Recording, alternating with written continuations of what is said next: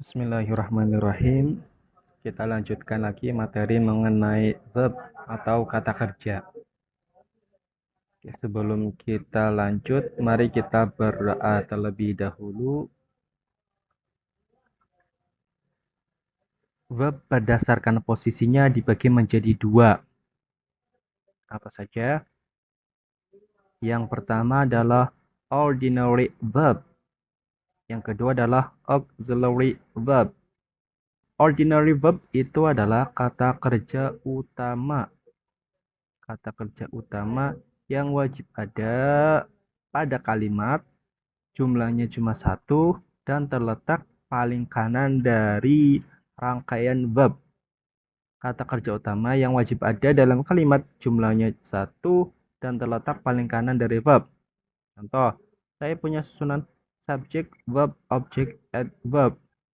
Maka ordinary verbnya adalah yang ini. Gitu ya. Kalau cuma satu berarti dia pasti adalah ordinary verb. Kalau susunannya ada subject, verb, verb, object, adverb, maka ordinary verbnya adalah yang paling ujung. Ingat, jumlahnya satu, letaknya paling kanan atau paling akhir dari verb. Maka ini adalah ordinary verbnya. Kalau verbnya ada tiga, maka letaknya yang paling kanan, paling ujung ini. Kalau ada empat, maka di sini adalah ordinary verbnya. Gitu ya. Cuma satu, letaknya yang paling akhir. Contoh, I wrote a book. Nah, contoh di sini verbnya adalah what. Karena cuma satu, maka dia adalah verb ordinary. I have written a book. Di sini ada verb have sama written. Nah, kita lihat dulu yang letaknya paling kanan itu adalah written. Maka written di sini adalah ordinary-nya. Oke. Contoh lagi, I will have written a book. Verbnya ada will, have, sama written. Maka ordinary-nya adalah written. I will have been writing a book. Verbnya ada will, have been, sama writing. Maka ordinary verbnya adalah writing. Gitu ya. Intinya adalah ordinary verb itu yang paling kanan, jumlahnya cuma satu, dan dia pasti ada dalam kalimat. Berikutnya adalah auxiliary verb. Auxiliary verb itu adalah kata kerja bantu. Yang namanya bantu itu bisa ada, bisa tidak dalam kalimat. Jumlahnya itu maksimal 3, berarti 0, 1, 2, ataupun 3. Ya. Dan terletak sebelum verb ordinary. Letaknya sebelum verb ordinary. Gitu. Maka kalau kita lihat contoh di atas, auxiliary-nya adalah yang pertama tidak ada auxiliary-nya. Yang kedua auxiliary-nya berarti will dan have. Jadi kita kasih tanda ini aja. Ini adalah auxiliary-nya. Oke. Yang contoh yang ketiga berarti auxiliary-nya adalah have saja. Contoh yang terakhir auxiliary-nya will have been. Ini adalah auxiliary-nya. Gitu ya, ini auxiliary-nya, yang ini adalah ordinary-nya. Gitu. Maksimal ada 3, will, have been.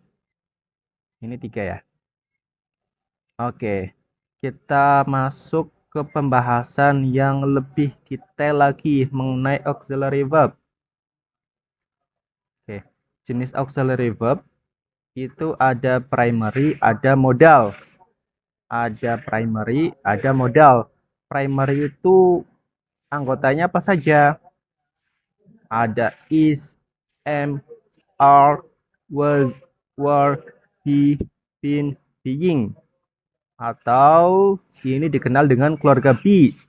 Di video sebelumnya sudah kita pernah bahas keluarga be.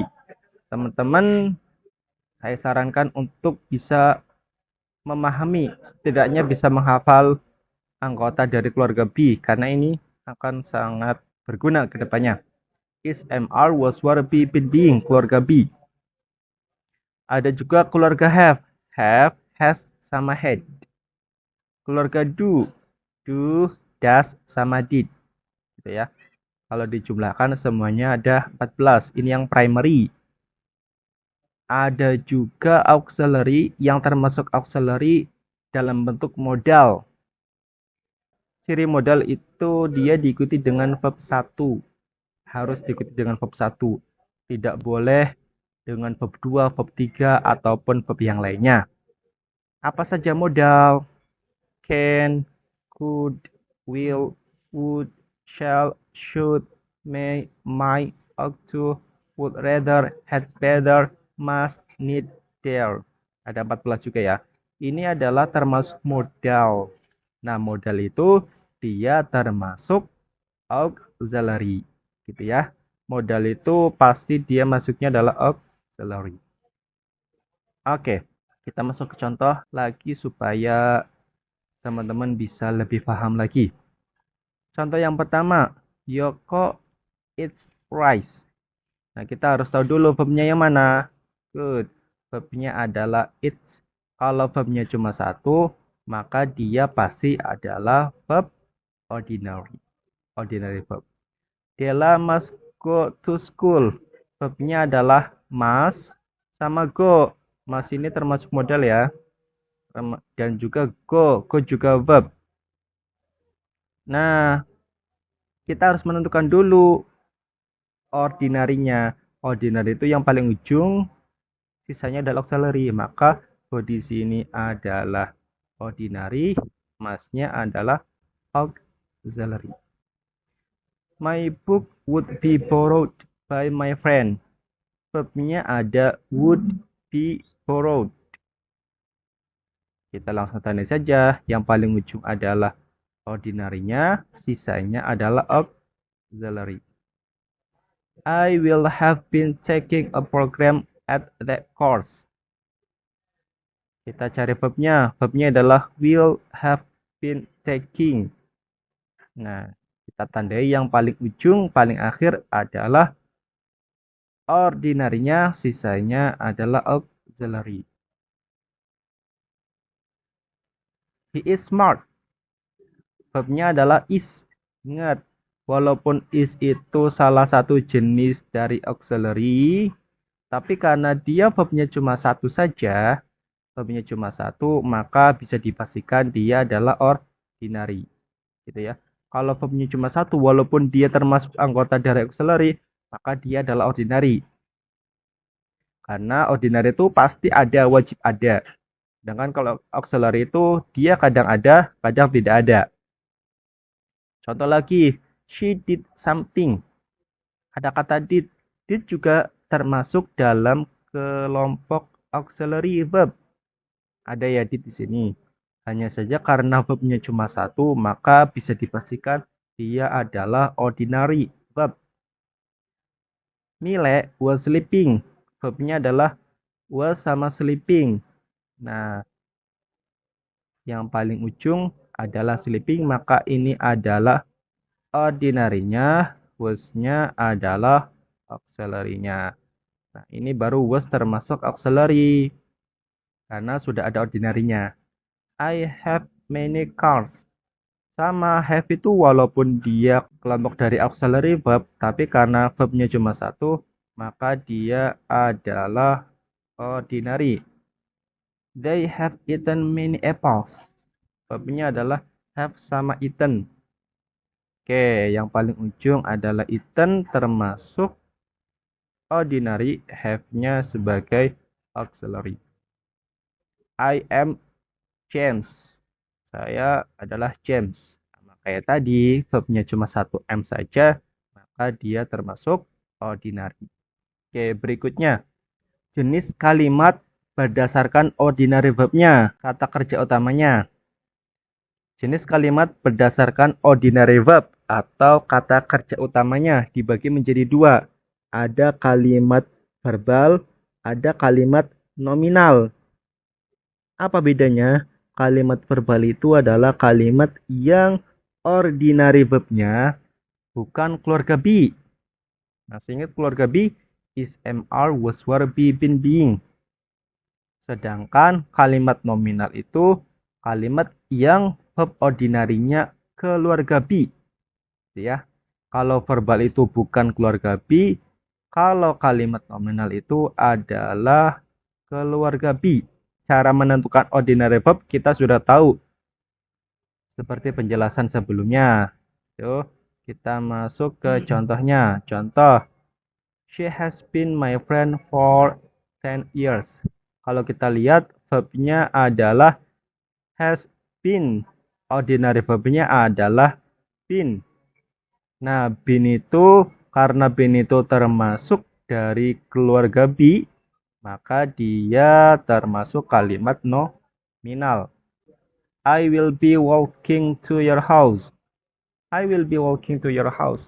Di sini verbnya I will be walking. I will be walking. Verb ordinarinya adalah walking. Karena ordinarinya walking dan dia bukan dari keluarga be, maka dia termasuk kalimat verbal. Yang ketiga, she does not do her homework every day. Nah, teman-teman bisa lihat verbnya adalah does do. Verb ordinarinya yang paling ujung, do. Maka karena do bukan termasuk anggota be, maka dia termasuk kalimat verbal.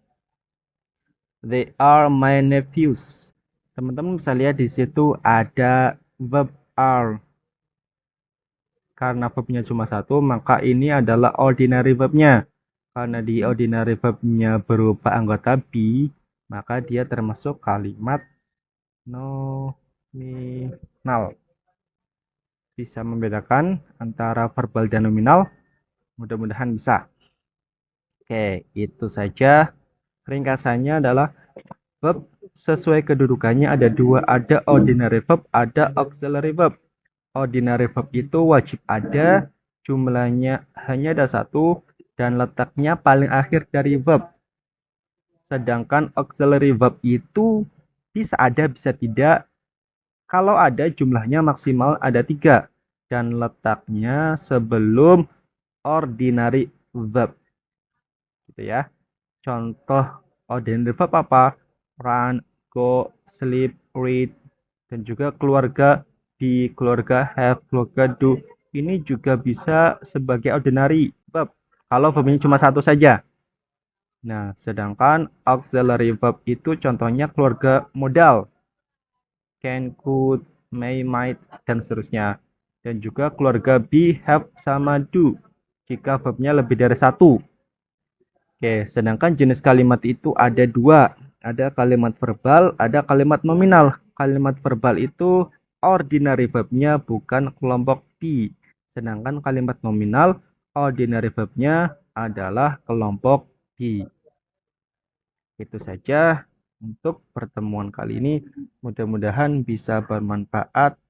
Everyone can be better.